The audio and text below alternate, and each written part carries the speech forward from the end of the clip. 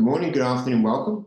I'm very pleased to be joined by Dr. Canan Acar, who is esteemed Associate Professor of Thermal Engineering at the University of Twente in the Netherlands, and comes to us, I think, with over 15 years research experience, both at the Illinois Institute of Technology and the Ontario Tech University, where you did your PhD in mechanical engineering, and you've been studying around, I guess, hydrogen and its applications for a good fair while, and you're going to be leading and delivering one of our training courses on World Hydrogen Leaders coming up in a couple of weeks, I think on January the 15th, looking at the overarching, I guess, link between, I guess, production, storage, and transportation of hydrogen and indeed its derivatives. So, Dr.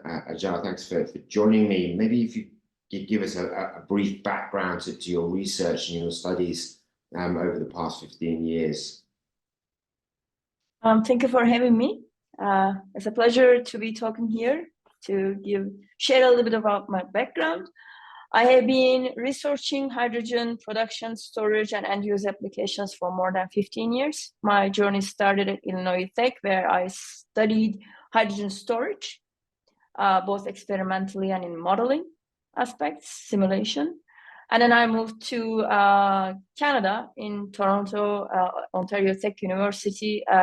I focused on integrated systems meaning that there are multiple products from a single source. Say we have solar energy input, we could produce electricity, heat, and hydrogen at the same time. And we could also turn waste heat into a desalination input. So these systems could be applicable to the regions where there's plenty of sunlight, but not that much like clean water, lack of grid access. We could give multiple energy carriers from a single source. So I started focusing on that. I did experimental work and simulation again. Right now, I could say that I use second law of thermodynamics and optimization to find optimum pathways of decarbonization in existing and new energy systems, and to look for potential role of hydrogen in these systems. I would like to ask one question, because I said second law of thermodynamics. Yeah. Do you know why I didn't say first, but the second law? No, I was wondering what the second law. I know there's a lot of discussion around the law of thermodynamics and obviously the efficiency and conversions, etc. But remind those who aren't STEM literate what the first and second laws of thermodynamics are. The first law of thermodynamics is simple, right? Everyone almost knows that, but let's repeat. Energy cannot be created nor destroyed. Okay, yeah. Then why do we have an energy crisis? So the problem is not about the quantity of the energy, but its quality. Mm-hmm. Like I'm going to show you my cup of tea here that I made for myself. And do you think it is going to get colder or warmer? Well, it's going to get colder. Okay, so the total amount of energy of this tea or in my room will not change, but the temperature will decrease. So the amount of heat will be the same, but the quality of this heat will decrease. So when we're looking at energy systems and their efficiency, we should be looking at the quality of the energy too. Because if we just say like, okay, we produce X amount of heat, it doesn't tell me anything about its temperature. Mm-hmm. But it is actually everything about the temperature, or the amount of useful work or useful products we could get from a system. That's the most important thing. So in my research, as a mechanical engineer, I use the tools of thermodynamics for techno-economic optimization to enhance the productivity of energy systems. And in the meantime, I'm also checking the optimum role of hydrogen in these solutions. And in terms of we've seen a huge explosion, obviously, of interest over the last 5 years, and certainly over the last 3 years, into hydrogen and a variety of applications. And I guess, the link between production, transportation, and or storage, and usage, and what are some of those usage cases that you're going to unpick in your course? Hydrogen is a unique molecule, actually, because it could be used as an industrial feedstock. It could be used as a fuel and energy carrier and storage medium. Mhm. And I'm going to touch all of these aspects for different use cases, such as industry, transportation, and the built environment. And some cases, hydrogen makes a lot of sense. Some cases, there's a lot of potential. And some cases, well, we need a little bit of a push and advancements before we say that hydrogen is very promising. And we're also going to cover what we need. And those requirements are around technology in terms of we need further innovation in key parts of the value chain, where it's kind of weak to assist hydrogen in changing its state or moving it or producing it. What are some of the current requirements you think that are lacking? The first and the simplest is the money investment. Yeah. But it is, right now we're talking about energy transition. One of the biggest requirements is to store energy, because we're talking about sun, we're talking about wind, we're talking about these renewables that, well, some regions have them a lot and some regions don't. We're also talking about how to make different regions energy independent. So there's a lot of change in the picture, and the change is costly. Could be batteries, it could be hydrogen storage, could be heat storage, storing energy. We're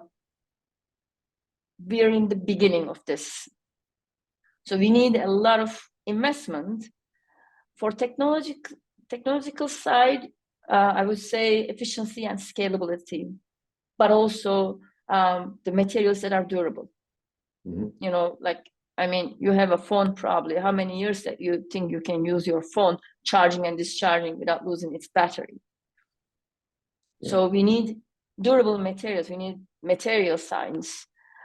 We also need to be careful about not just greenhouse gas emissions, but also our water usage, our water footprint, land footprint. But there are also other aspects such as governance or infrastructural needs. We all have high-speed internet at home, well, because there's fiber optic cables across our homes, and we have that. It doesn't matter how much I want high-speed internet.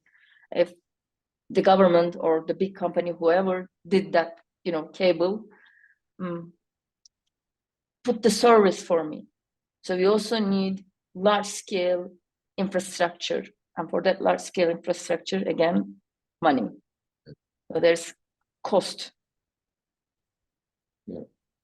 And in terms of the, you mentioned balancing, I guess, the grid and saying, obviously, plans afoot to triple, I think, obviously off the back of COP, triple or quadruple renewable electricity, and we're seeing plans in place for most countries to go to 60, 70, 80% variable renewable electricity. You see hydrogen obviously being a major factor there in helping balancing that grid and that variability, both seasonally, but also maybe within seasons as well. Well, first thing that I want to mention is, okay, we have renewable sources in one hand, and we have the end users, industry or us, transportation, you name them. Us, we end users, regardless of the type, we need two types of energy, power and heat. Mm-hmm. So hydrogen is actually kind of like, I would say, a middle guy. And in some cases, let's say, if I'm going to use the electricity immediately, maybe we don't need to convert it to hydrogen and then to electricity. but maybe there's a lot of like load on the grid, or maybe there's too much demand or too less demand, or there's seasonal storage needed or long distance energy transportation needed. And these cases, our most promising option is the molecules. Mhm. So the question is not like hydrogen or electricity, but it is like, how can hydrogen make our existing infrastructure more resilient? So we have uninterrupted supply regardless of the user type. Yeah. Yeah, understood. Excellent. Well, I think there's a lot to talk about. Yeah. Certainly interesting having you contribute to the platform. We're looking forward to it, and look forward to it happening and being live. So I think it's due 15th of January. So Canan, we look forward to having you contribute to the platform. Likewise, I'm also very excited because for me it will be the first event of 2024. Yeah. So I hope that it will be a nice beginning of the year. I'm also looking forward to hearing questions and discussions, because I'm a scientist and my goal is to, contribute solutions to the society. So every question, every obstacle is an opportunity for us to work on together. So I hope that we could find some ways to work out together. Perfect. Excellent. Wow. I'm sure we will. There's lots of challenges, lots of problems to be solved, lots of opportunities for your scientific brain to be engaged and help solve those problems. So many thanks, Canan. Thanks for taking the time to chat to me today. And as I said, we look forward to delivering your course and insight on the platform come January the 15th. Many thanks. Thank you. Cheers. Thank you. Bye.